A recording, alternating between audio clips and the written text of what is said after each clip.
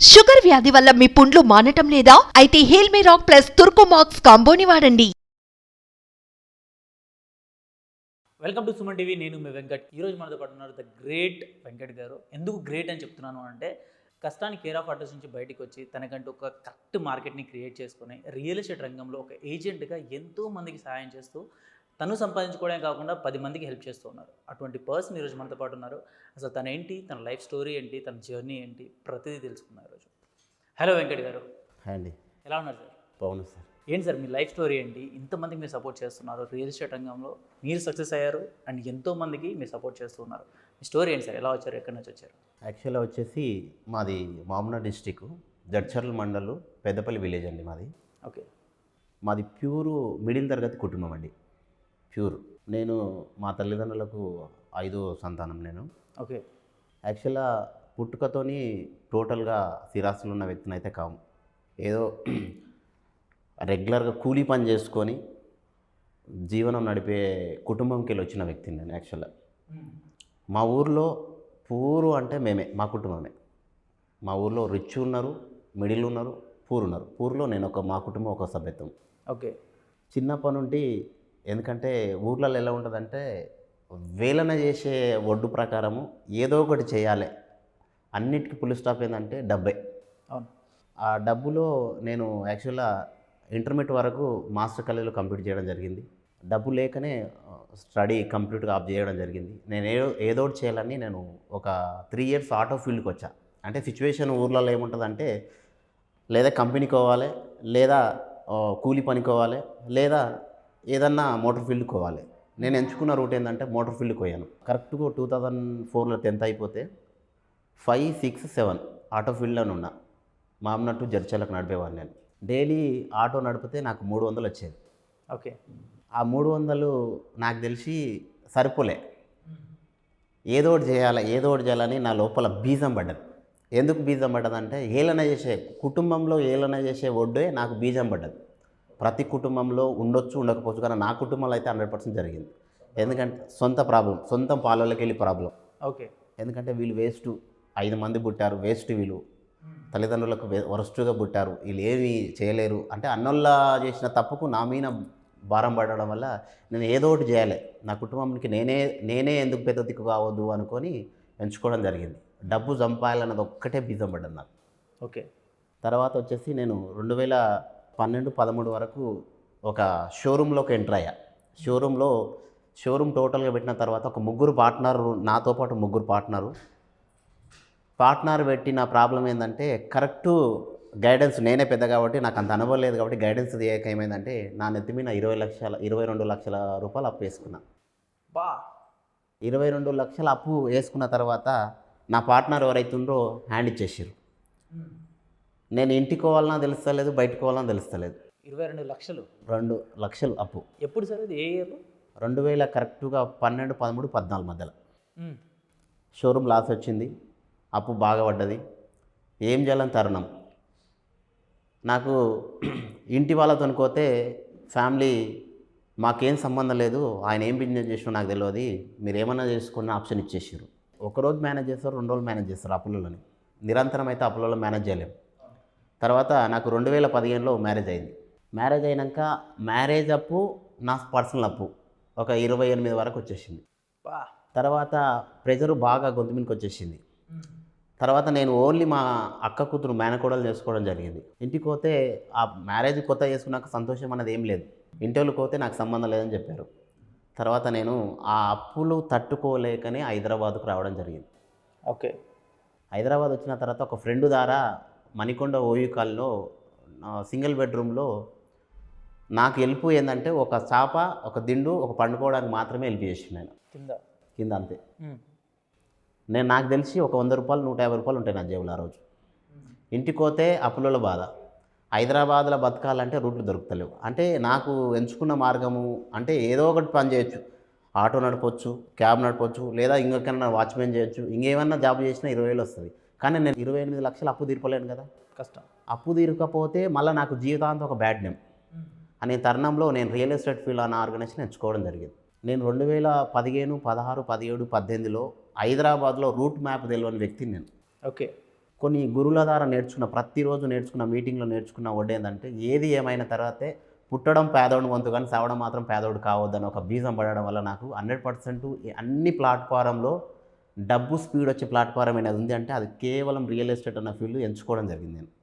ఎందుకంటే నా ప్రాబ్లం ఏంది, అప్పు తెరపాలి.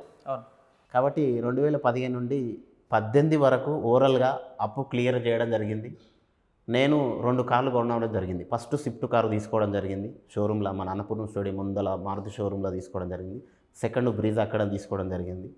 తర్వాత నేను అప్పు క్లియర్ చేసి టోటల్గా నేను తీసుకున్న అమౌంట్ ఆ రోజు నుండి కరెక్ట్ ప్రయాణం 2015, 16, 17, 18, 19, 20 వరకు తీసుకున్న అమౌంట్ 3.5 కోట్లు తీసుకుంటారు దగ్గర 3.5 కోట్లలో ఖర్చు అందులో ఒక 50% పోయినా 50% సిరాసుల మీద ఉంది. ఇప్పుడు నాకు కావాల్సింది అది కాదండి. మెయిన్ ఏంటంటే హైదరాబాద్కు నాకు తెలిసి హైదరాబాద్కు వచ్చేటోళ్ళు ఏంటంటే విలేజ్కి వెళ్ళి వచ్చేటోళ్ళే ఉంటారు మ్యాక్సిమం. డిగ్రీలు పీజీలు కంప్లీట్ చేసుకుని ఆ పట్ట తీసుకుని హైదరాబాద్లో ఏదో చేద్దామని హైదరాబాద్కు వస్తారు. కానీ హైదరాబాద్ సిచ్యువేషన్ చూస్తే ఏమవుతుందంటే హైదరాబాద్లో వాడు బీటెక్ చదివినా 6,000 ఇస్తాడు, 10,000 ఇస్తాడు. కానీ వానికి చదువు వాల్యూ అనేది బిజినెస్ రూపకంగా వాడుతాడు. వాస్తవానికి కరెక్ట్ అయిన ప్లాట్ఫారం దొరకకనే వాస్తవాన్ని చెప్పాలంటే నా సజెషన్ ఏంటంటే కొంచెం ఆలోచన చేసి సర్చింగ్ చేస్తే సొసైటీలో చాలా నెంబర్ ఆఫ్ కంపెనీలు ఉన్నాయి. నేను ఎంచుకున్న మార్గం ఏంటంటే రియల్ ఎస్టేట్ ఫీల్డ్ ఎంచుకున్నా అంటే రియల్ ఎస్టేట్ ఫీల్డ్లో ఇట్లా ఎన్నో కంపెనీలు ఉన్నాయి. ఎండీలు బాగుపడరు కానీ వ్యవస్థ బాగుపడలే. కానీ హైదరాబాద్లో నేను ఎంచుకున్న మార్గం అనేది కంపెనీ చేసే company land division corporate company అండి. యాక్చువల్గా మా ఎండీకి ఇట్లా సేమ్ ట్యాంక్ బండ మీద పండుకొని one of the company MD అయ్యండి ఈరోజు. నా స్టోరీలో ఆయనే ఎగ్జాంపుల్. ఓకే, ఆయన ఓన్లీ పండుకోవడానికి చిత్తూరుకి వెళ్ళి వచ్చి హైదరాబాద్లో ఎంచుకొని ఈ రోజు వరకు ఇక్కడికి వచ్చిందంటే నేను అక్కడికి వెళ్ళి వచ్చినానే కదా అని ఆయన ఏ రోజు మోసం చేయకుండా ఈరోజు కొన్ని వేల మందిని ఎంప్లాయ్మెంట్ క్రియేట్ చేస్తూ ఆయన బతుకుతూ ఇతరులను బతికిస్తుండంటే అట్లాంటి కంపెనీ ఏదైనా ఉంది సర్చింగ్ చేస్తే నాకు దొరికిన కంపెనీ ఏంటంటే 2021లో ల్యాండ్ డివిజన్ కార్పొరేట్ కంపెనీ దొరికిందండి. తిరిగి చూడకుండా నా జీవితాన్ని అన్నీ ఫుల్ఫిల్ చేసుకోవాలని కంపెనీలకు ఎంటర్ అయ్యాను నేను. చాలామంది రియల్ ఎస్టేట్ ఫీల్డ్లో తీసుకున్నట్లయితే వాళ్ళ అవసరం కోసం వాడతారు కానీ నీకు స్కిల్స్ డెవలప్మెంట్స్ ఉండదు. నీవు ఓన్లీ ప్లాట్ అమ్ము డబ్బు తీసుకోని అనేది రూటే చూస్తారు. కానీ మా ల్యాండ్ డివిజన్ కార్పొరేట్ కంపెనీలో మాత్రము అలా ఉండదు. బ్యాక్ అండ్ సపోర్ట్ ఉంటుంది. కొన్ని వేల మందికి లక్షల మందికి బ్యాక్ అండ్ సపోర్ట్. అంటే నీ పేరు ఎగ్జాంపుల్ వెంకట్ అనే పేరు ఈరోజు ల్యాండ్ డివిజన్లో యావత్ తెలంగాణ తెలుస్తుంది ఈరోజు. ఓకే, ఎందుకు అంటే కంపెనీ ప్రతి మంత్ మినిమం 5,000 నుండి 10,000 మంది ఈవెంట్ చేస్తుంది. ఆయన స్టేజ్ పైకి పోయి ఒక అవార్డు తీసుకొని పిలుస్తుండే ఒక వెంకటన్నని పిలుస్తుందంటే యావత్ తెలంగాణలో 5,000 మంది 10,000 మంది ప్రతి ఏరియాకి వచ్చిన వాళ్ళే ఉంటారు. వాళ్ళకి ఈ పేరు బ్రాండింగ్ అయిపోతుంది. అట్లా నాకు బ్రాండింగ్ అవ్వడం జరిగింది. ఆ పేర్లోనే బ్రాండ్ అని లేదు సార్. ఆ పేరు బ్రాండ్ వచ్చేసింది ఆటోమేటిక్గా. నాకు అది కాదండి. ఎందుకంటే పేదోడుగా పుట్టడం పేదోడుగా చనిపోవడం అనేది అది కరెక్ట్ కాదు. తల్లిదండ్రులకు పుట్టినావంటే నీకంటూ ఒక పేజీ రికార్డ్ చేసుకున్నప్పుడే నీ జీవితానికి అర్థం ఉంటుంది. సార్ మీరు ఒక మాట అన్నారు, సొంత వాళ్ళే హేళన చేశారు, ఏం బతుకులరా వీళ్ళ వేస్ట్ గాలు వీళ్ళు అని చెప్పేసి అన్నారు, మా బంధువులే అని చెప్పేసి. అవును సార్. ఇప్పుడు మీరు సంపాదించారు, ఇప్పుడు మీరు ఇంటికి వెళ్తే మిమ్మల్ని ఏ విధంగా చూస్తారు? అండ్ ఇంకొకటి మీ వైఫ్ ఆయన నాకు సంబంధం లేదు నన్ను వదిలేసి వెళ్ళిపోయాడు అని చెప్పేసి ఒక మాట చెప్పిందని చెప్పారు. ఇప్పుడు ఈరోజు మీకు మీ ఊర్లో ఏ విధంగా ఉంది సార్ రెస్పెక్ట్ అనేది? నేను ఈరోజు ఊరుకోతే సార్ యాక్చువల్గా మా ఊర్లో వచ్చేసి మ్యాక్సిమం ఇంతకుముందున్న ప్రేమ వేరు, ఇప్పుడున్న ప్రేమ వేరు. నేను యాక్చువల్గా కారు తీసుకొని మా ఇంటికి వచ్చిందేమడే నాకు తెలిసి మా ఊర్లో మ్యాక్సిమం నన్ను శత్రువుగా చూసినోడికి ఇట్లా ఈరోజు అరే ఆడురా బై అన్నట్లు ఒక స్టేజ్ వచ్చింది. ఎందుకంటే మా ఊర్లో మా తల్లిదండ్రులు ఇచ్చే ఇల్లు ఓన్లీ 3 రూములు 6 మంది సంతానం మేము. యాక్చువల్గా ఆ 3 రూములనే ద్వేషించిన రోజులు, అసలు లగ్జరీ లైఫ్ అనేది నేను ఏ రోజు చూడలే. నేను నాకు నచ్చినట్టు ఇల్లు కట్టుకున్న ఊర్లో 30 లక్షలు పెట్టి ఊర్లో ఉండాలని. ఎందుకంటే ఏలన చేసినోనికి ఇల్లు కనబడాలి, సెకండరీ ఆస్తి సెకండరీ. కానీ ఈరోజు నా బ్యాక్ ఎండ్లో ఎంత ఆస్తుందన్నది నా వెనుకల తిరిగిన వాళ్ళకి మాత్రమే తెలుసు, కానీ ఊరు మొత్తం తెలియదు.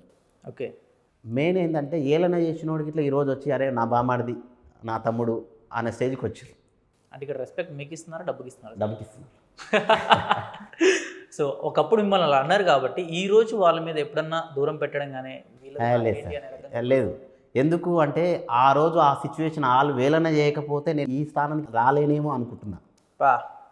సో అది కూడా కాంప్లిమెంట్ కింద. అది కంపల్సరీ, అది ప్లస్ తీసుకోవచ్చు మైనస్ తీసుకోవచ్చు. ఆ రోజు మైనస్ తీసుకున్నా కాబట్టి ఈరోజు ప్లస్ అయింది. ఆ రోజు ఎందుకు తీసుకున్నాడని నేనే ఏదో ఒక దాంట్లో పోయి ఉంటే ఏదో ఎట్టి శాఖలకు ఉంటే నేను ఈ టాప్కు రాకపోతుంది. ఓకే, కాబట్టి వాళ్ళు ఏలన చేయడమే ఒక ఆడికి నాకు ప్లస్ అయింది. రియల్ ఎస్టేట్లో ఇప్పటివరకు టోటల్గా అంటే 2023 వరకు ఎంత సంపాదించారు? నేను 4 కోట్లు తీసుకున్నాను సార్ ఇప్పటివరకు. 4 కోట్లు. ఇప్పుడు కేఎల్ మెర్సిడీస్ బెంజ్ బుక్ చేయడం జరిగింది. Wow, great, congrats sir. Thank you అండి. అండ్ హైదరాబాద్లో ఇల్లు మరి తీసుకునే ప్లాన్ ఉందా? 2025-26 వరకు ఒక 300 గజాల్లో ఒక ఇంద్రభవనం కట్టాలని ఒక గోల్ ఉంది సార్ నాకు. లేట్ అయినా కానీ లేటెస్ట్ కడతా. ఏ ఏరియాలో కడదాం అనుకుంటున్నారు? Gachibowli near by sun city ఏరియాలో అనుకుంటున్నాను సార్ నేను. చాలామంది వరకు రియల్ ఎస్టేట్ రంగాన్ని ఎంచుకోవాలి, ఎలా ఎంచుకుంటే బాగుంటుంది అని అనుకునే వాళ్ళు ఎంతోమంది ఉంటారు. కొంతమంది భయపడుతూ ఉంటారు, కొన్ని మిస్టేక్లు జరుగుతూ ఉంటాయి. అవును సార్. సో రియల్ ఎస్టేట్ రంగానికి వచ్చిన తర్వాత అప్పుల పాలైపోయి దాంట్లో సక్సెస్ అవ్వకుండా వెళ్ళిపోయే వాళ్ళు కొంతమంది ఉంటారు. ఇటువంటి వాళ్ళకి ఏదైనా సజెషన్ ఇవ్వాలి అంటే ఏమి ఇస్తారు? ఎందుకు అప్పులపాలు ఏంటంటే కరెక్ట్ అయిన ప్లాట్ఫారం ఎంచుకోలేక. ఒకటి రియల్ ఎస్టేట్ అన్నాగానే రియల్ ఎస్టేట్లో అందరూ ఓపెన్ ప్లాట్ అమ్మడము డబ్బులు తీసుకోవడమే కాదు సార్. ఇక్కడ మెయిన్ ఏంటంటే రియల్ ఎస్టేట్లో company, any company win to win ఉండాలి. కంపెనీ బాగుపడుతూ వ్యవస్థను బాగుపడి చేయాలి. రియల్ ఎస్టేట్లో ఎందుకు అప్పులపాలు అయిపోయిన వాళ్ళు అంటే వాళ్ళు ఓన్లీ కంపెనీ పరంగానే డబ్బు సంపాదించిన కంపెనీలో వీళ్ళు ఎంటర్ అయ్యారు కాబట్టి వాళ్ళ జీవితాలు ఖరాబ్ అయినాయి. ఎందుకు నేను కాలేదు? నేను రియల్ ఎస్టేట్ ఫీల్డ్కి వెళ్ళి వచ్చాను కదా. ఎందుకు అంటే కంపెనీ విన్ అవుతూ కంపెనీకి వచ్చిన ఆ లాభంలో సగం తీసుకొని సగం వ్యవస్థ మీద పెట్టినట్లయితే అందరూ బాగుపడతారు. మొత్తానికి 100% కంపెనీ తీసుకున్నది అనుకో, మనం ఏడ బాగుపడతాం. కాబట్టి అలాంటి కంపెనీలు 99% హైదరాబాద్లో ఉన్నాయండి. నాకు తెలిసి హైదరాబాద్లో ఓన్లీ టాప్ 5 కంపెనీలు మాత్రమే వ్యవస్థ కోసం పనిచేస్తున్నాయి. ఏం చేసుకుంటానండి డబ్బు ఒక 20 కోట్లు వచ్చిందంటే లగ్జరీ లైఫ్ ఎంజాయ్ చేయొచ్చు హ్యాపీగా. కానీ అదే ఎండికి కొన్ని వందల కుటుంబాలను బాగుపడితే దేవుళ్ళగా చూస్తారు. ఖచ్చితంగా. మా ఎండి రాజశేఖరాచారి ఈరోజు 2025 వరకు 100 కోట్లతో క్యాన్సర్ కట్టాలని ఒక సంకల్పంతో పనిచేస్తున్నాడు. Cancer hospital. Cancer hospital. Okay. Eswaramma foundation మీద. ఎందుకు అనుకున్నాడు? ఆయన మిడిల్ తరగతికి వచ్చిన కుటుంబంకి వెళ్ళి వచ్చినాడు కదా. క్యాన్సర్ వల్ల ఒక కుటుంబం బలైంది కదా, డబ్బు లేకనే కదా. ఎందుకు 100 మందికి క్యాన్సర్ హాస్పిటల్ కట్టాలి 100 కోట్లతోని? కొన్ని వందల కుటుంబాలు ఎందుకు నింపాలి? కరోడుపతులు ఎందుకు చేయాలని అంటే డబ్బులో కిక్ ఉండదండి. వ్యవస్థలో బాగుపాటు చేస్తేనే కిక్ ఉంటుంది. ఎంతోమంది అనుకుంటూ ఉంటారు సార్ రియల్ ఎస్టేట్ రంగానికి రావాలనుకున్న వాళ్ళు. అటువంటి వాళ్ళకి మీరు ఏమైనా సపోర్ట్ చేస్తారా? అంటే 100% సార్ నేను రియల్ ఎస్టేట్ రంగం తీసుకుంటున్నాను, నాకు కొంత డబ్బు కావాలి, నేను ప్రాబ్లమ్స్లో ఉన్నా, నేను సంపాదించుకోవాలనుకుంటున్నాను, నా దగ్గర స్కిల్స్ ఉన్నాయి, ఏ విధంగా యూజ్ చేసుకోవాలి అని అనుకునే వాళ్ళకి ఎంతోమంది ఉంటారు. నేను 100% చెప్తున్నా అండి. మీరు ఎవరైనా నా కాంటాక్ట్ నెంబర్ కాల్ చేయండి. నేను డబ్బు ఇవ్వనండి, స్పెషల్గా నేను డబ్బు ఎవరికి ఇవ్వను. నా సపోర్ట్ ఏముందంటే నువ్వు బాగుపడి 100% సక్సెస్ వచ్చినంత వరకు నా హెల్ప్ ఉంటుంది. ఎనీ ఖర్చు నేనే పెడతా, నువ్వేం పెట్టకు. నేను చెప్పిన మాట ఒకటే ఇను. నేను చెప్పిందంటే బ్రోచర్ పట్టుకొని డోర్ టు డోర్ తిరగమని చెప్పట్లే. కంపెనీ పెట్టిన ప్రతిదీ చూచా తప్పకుండా నువ్వు వచ్చినట్లయితే అది నేర్చుకునే కార్యక్రమం ప్రతి టైంకి నువ్వు కేటాయించినట్లయితే బ్యాక్ ఎండ్ ఖర్చు నేను పెడతా. నువ్వు 1 రూపీకిలో నీకు ఇయ్యను నేను. నువ్వు ఇస్తే ఏం చేస్తావు? నీ జూలై ఖర్చు పెట్టుకొని వెళ్ళిపోతావు. కానీ నేను పెట్టే ఖర్చు ఎట్లున్నదంటే నీ వ్యవస్థకు పనిచేస్తే నువ్వు సక్సెస్ కోసం పనిచేస్తావు. కాబట్టి 100% హెల్ప్ చేస్తాను. ఈరోజు నాకు తెలిసి ఏ కుటుంబంకి వెళ్ళి వచ్చినా కానీ పుట్టినప్పటి నుండి పాడే మోషనే ప్లస్ దినవారాల వరకు డబ్బే అవసరం అండి. ఖచ్చితంగా సార్. పుట్టిన దగ్గర నుంచి చచ్చేంత వరకు కావాల్సిన డబ్బే. పుట్టడం ఇట్లా హాస్పిటల్, కార్పొరేట్ హాస్పిటల్ పోతే లక్షలు తీసేస్తారు. పుట్టక ముందు నుండి చచ్చిపోయి మన దినవారాలు అంటారు కదా మన తెలంగాణ లాంగ్వేజ్లో, అది కంప్లీట్ చేసినంత వరకు డబ్బే అవసరం అండి. ఖచ్చితంగా. సో ఎవరైనా సరే రియల్ ఎస్టేట్ రంగాన్ని ఎంచుకోవాలి, ది బెస్ట్ వేలోకి వెళ్ళాలి అనుకుంటే మాత్రం ఖచ్చితంగా మీరు వెంకట్ గారిని సంప్రదించవచ్చు. కింద స్క్రీన్ మీద నెంబర్ కనిపిస్తుంటుంది, ఆ నెంబర్కి కాల్ చేసి ఆయన అపాయింట్మెంట్ తీసుకోండి, ఆయన కలవండి అండ్ హ్యాపీగా మీరు వెళ్ళొచ్చు. అండ్ ఎటువంటి డబ్బులు అవసరం లేదు. ఈ నెంబర్ కాల్ చేస్తే డబ్బులు కట్టాలేమో అని మాత్రం అనుకోకండి, ఫ్రీగానే హ్యాపీగా ఆయనతో మాట్లాడవచ్చు. డైరెక్ట్ ఆయన నెంబర్ ఇచ్చేస్తున్నాను. ఈ వీడియోని మాత్రం లైక్ చేయండి, షేర్ చేయండి, సబ్స్క్రైబ్ చేసుకోవడం మాత్రం మర్చిపోవద్దు. ఎంతోమంది మీరు కాకపోయినా సరే మీకు తెలిసిన వాళ్ళు ఎవరైనా సరే వాళ్ళు అనుకుంటూ ఉంటారు రియల్ ఎస్టేట్ రంగాన్ని ఎంచుకోవాలని. అటువంటి వాళ్ళకి మీరు షేర్ చేసినట్లయితే ఖచ్చితంగా వాళ్ళకైనా సరే ప్లస్ అవుద్ది. మీరు చేయలేకపోయినా హెల్ప్ చేస్తే సరిపోతుంది. అండ్ ఈ వీడియోని మాత్రం లైక్ చేయండి, షేర్ చేయండి, సబ్స్క్రైబ్ చేసుకోవడం మాత్రం మర్చిపోవద్దు. Thank you so much. Thank you Venkat garu. Thank you.